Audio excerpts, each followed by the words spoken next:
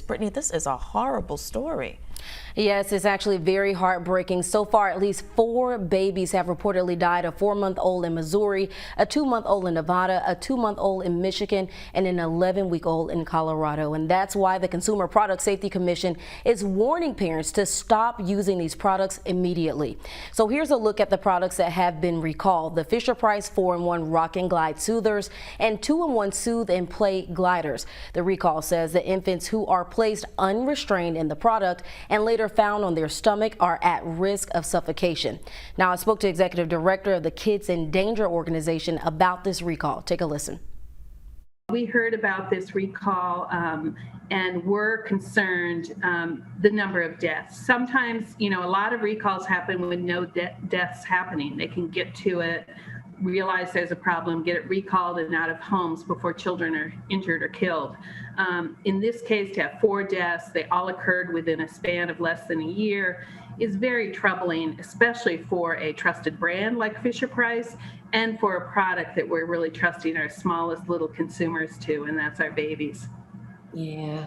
And I mean, with you doing this each and every day, is this something that you guys track year round? Every time one of these recalls come out, is there any, safety tips that you give to some of these families who may have these products in their homes? Yes, we do. And we do track recalls. Our founder's son was killed in 1998 in a recalled portable crib. Similar to some of these products, they weren't tested for safety before they were sold. And he was the 5th baby to die in that particular crib. So even after a product is recalled, it may still remain in home. So our advice to parents is to keep up with recalls. If it gets to the point where the government is recalling it, it's a serious safety hazard. These products kind of blur the line between a place to put a baby down while you're there, interacting with them, help them calm down, be able to get something done with your hands for a few minutes.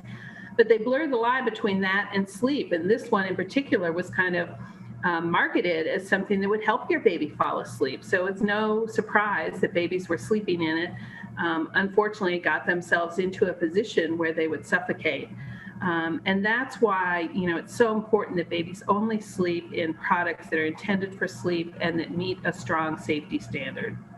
So that would be cribs, play yards, which you might call a pack and play, a small crib, and bassinets. Those are the products that have safety standards because remember, at sleep is the only time we leave our babies unattended. And you're expected to either be sleeping yourself, hopefully, or taking care of some other business.